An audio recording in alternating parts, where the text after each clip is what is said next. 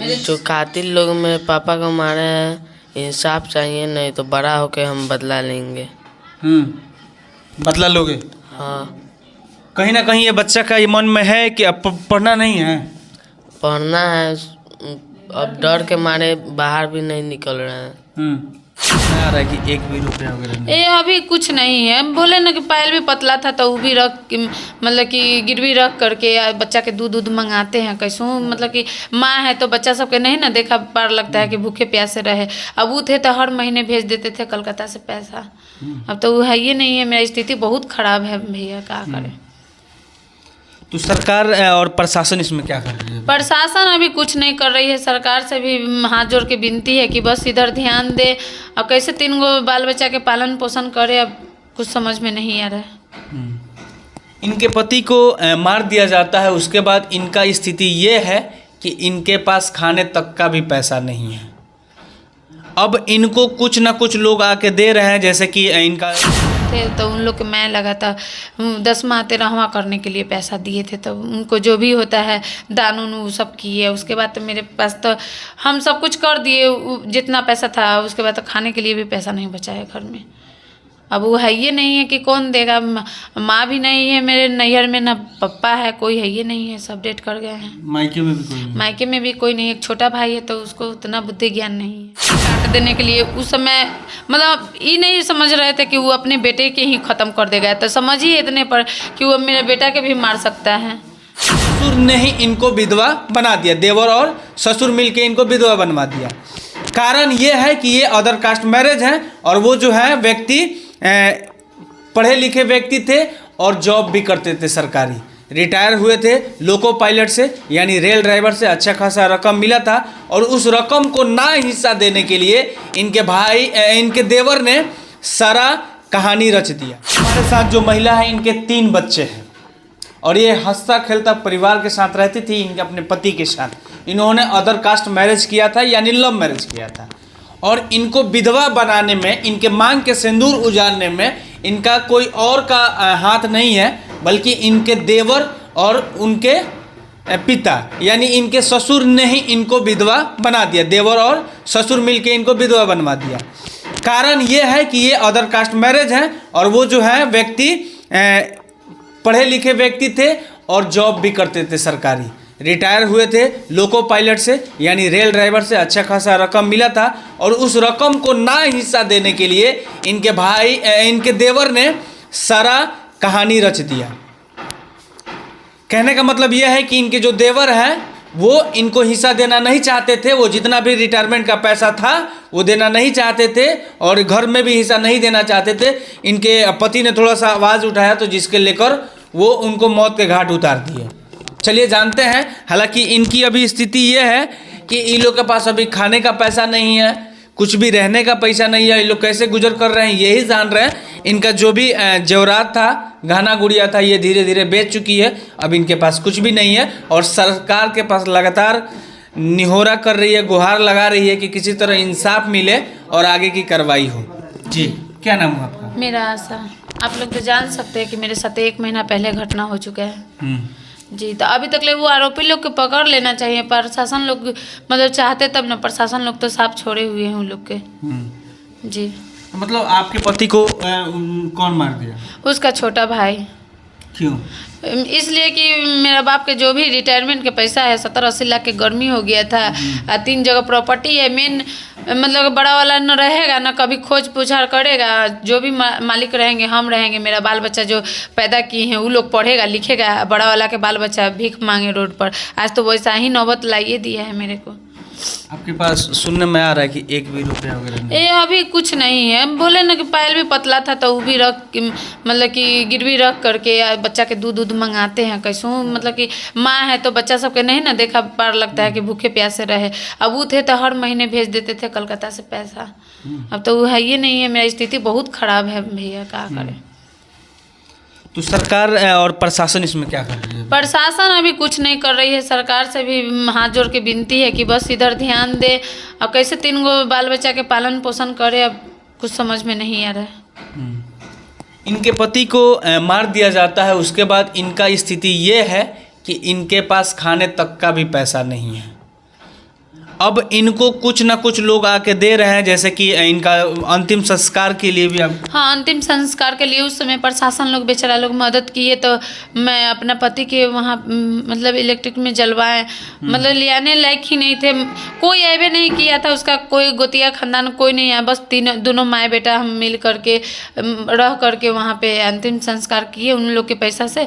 उसके बाद यहाँ आए तो चेयरमैन थे, तो उन लोग के मैं लगा था 10वां 13वां करने के लिए पैसा दिए थे, तो उनको जो भी होता है दान उन वो सब किए। उसके बाद तो मेरे पास तो हम सब कुछ कर दिए जितना पैसा था, उसके बाद तो खाने के लिए भी पैसा नहीं बचा है घर में। अब वो है ये नहीं है कि कौन देगा, माँ भी नहीं है मेरे नैहर में, ना पापा है, कोई है ये नहीं है, सब डेट कर गए हैं। मायके में भी कोई नहीं? मायके में भी कोई नहीं, एक छोटा भाई है, तो उसको उतना बुद्धि ज्ञान नहीं है। वो कितने साल आपकी शादी को हुए? शादी के 17-18 साल हो गए। शादी मतलब कि हम लोग बचपने से हम लोग थे, लेकिन उतना दिन से वो लोग नहीं सोच रहा था। देखिए आज हम लोग बसने के लिए आ गए तो इस तरह से कर दिया। 2 साल पहले तो मारने के साजिश में तो पानी के टंकी में जौहर मिला दिया बाप बेटा दोनों मिलके, तो उस समय FIR करके छोड़ दिए थे। हम लोग के लगा कि कोई अज्ञात आदमी दुश्मनी साधने के लिए हम घर में आए हैं, तो इसीलिए इस तरह से कर दिए हैं। अब इस तरह से मेरे पति के 1 महीना पहले मार दिया, तो अब लग रहा है कि वही लोग पानी के टंकी में भी जौहर मिलाया था। हम तीनों बाल बच्चा कहीं ना कहीं आपके जो थे वो पति ही थे? हाँ, मेरे माँ बाप जो भी थे मेरे पति ही थे। मेरी माँ मर गई जब से हम उन्हीं को माँ मानने लगे। वो आज तक ले कुछ चीज़ के कमी नहीं करते थे। अब 3 गो बच्चा लेकर के, अब छोटा छोटा बच्चा तो जानबे देखबे कर रहे हैं कि कुछ अभी जॉब भी नहीं कर सकता है, कुछ में प्राइवेट कैसे क्या करें। एक छोटी सी बच्ची है, तो उसको लेकर के भी अभी जाना उचित नहीं है कहीं काम करने के लिए। फिलहाल मैं यही खबर आपको दिखा रहा था। जैसे ये बता रही हैं कि इनके साथ मतलब दुनिया का सबसे बड़ा पहाड़ टूट पड़ा। एक तो इनके पति नहीं है, दूसरे में इनके पास 3 बच्चे हैं, और ये पालन पोषण कैसे करें, उनको एजुकेशन कैसे दे, शिक्षा कैसे दे, इसको लेकर ये चिंतित रहती है। और इसमें प्रशासन जो है फ़ोन करने पे कहता है ना भैया, वो लोग जब ले पकड़ा नहीं जाएगा तो हम मेरा बेटा लोग के भी तो जान के खतरा है। वो लोग सरकारी स्कूल में पढ़ाई करता था, वहाँ पे भी हम जाने नहीं देते हैं कि जब वो बाप अपना बेटा के नहीं हुआ, भाई के नहीं हुआ, तो मेरा बेटा लोग के थोड़े ना होगा, बेटा लोग के भी हत्या कर देगा। तो इस बात को डर है कि जी, इसीलिए स्कूल भी जाना, स्कूल लोग बउआ लोग के बंद कर दिए हैं। अभी 1 महीना से बच्चा लोग स्कूल भी नहीं जा रहे हैं। जो कि सरकारी में पढ़ाते थे, उन लोग की तरफ पैसा भी नहीं था। मेरे पति मांगबो नहीं कर रहे थे उस समय। बस महंगाई इतना न बढ़ गया कि वो बस खोजे कि रिटायर हुए हैं, कुछ हमको दे दीजिएगा, आपका घरे छोड़ करके हम अपना परिवार के लेके कलकत्ता में चल जाते हैं। बस यही कारण था, और कुछ उनको डिमांडे नहीं था कि हाँ। और 2-2 हिस्सा जब हर जगह को प्रॉपर्टी दे दिए, तो इस तरह से नहीं ना करना चाहिए था। अभी इनको इस बात को डर है कि इनके और इनके बच्चों का जान अभी खतरे में है, क्योंकि वो जो अपराधी हैं, जो अपराध किए हैं, जो इनके पति को मार दिए हैं, वो अभी बाहर खुले सांड के जैसा घूम रहे हैं। अभी वो कुछ भी कर सकते हैं, उनके ऊपर खून का भूत सवार है। वो किसी इनके बच्चे का भी जान ले सकते हैं, इनका भी जान ले सकते हैं। और इस पे रिकॉर्डिंग में भी है, रिकॉर्डिंग में वो अपना भगना से क्या कह रहा है, दीपक नाम के भगना है, तो दीपक हमको रिकॉर्डिंग भेज लेता है, तो उससे क्या कह रहा है कि दोनों बेटा के लेना जाओ सबलपुर में, गर्दनवा काट दो। तो उस समय हम अपना पति के इन्फॉर्म कर दिए थे कि देखिए ना आपके पापा ऐसे से बोले हैं, तो दीपक जी हमारे पास रिकॉर्डिंग भेजे हुए हैं, तो छोड़ दो, बुढ़वा पागल है यू।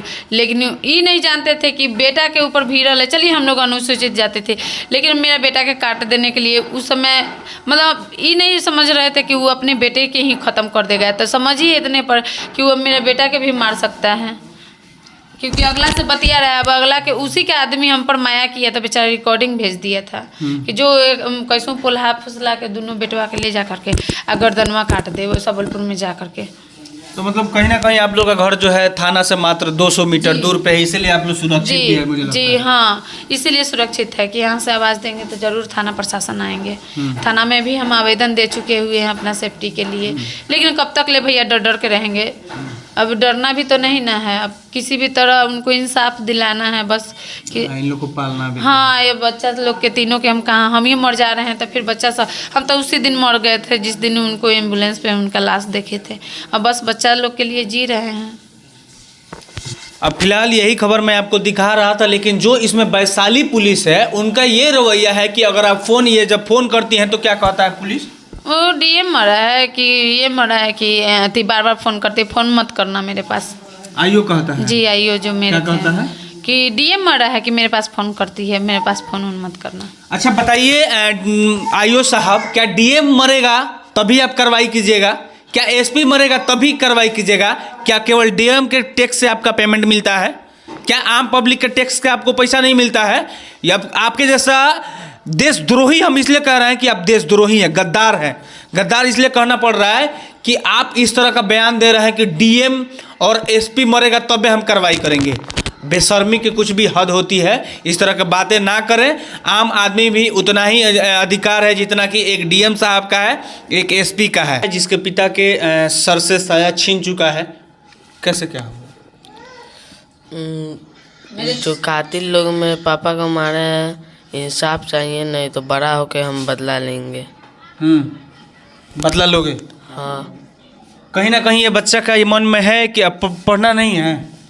पढ़ना है, अब डर के मारे बाहर भी नहीं निकल रहे हैं कि पढ़ पाए। आप पैसा के भी बहुत ज़रूरत है। पैसा भी नहीं है? पैसा भी नहीं है। देखिए बच्चा कह रहा है कि हम बड़ा होकर बदला लेंगे। जिस तरह इसके पिता को तड़पा तड़पा के मारा गया है, उसी तरह ये भी बड़ा होगा तो तू कह रहा है कि हम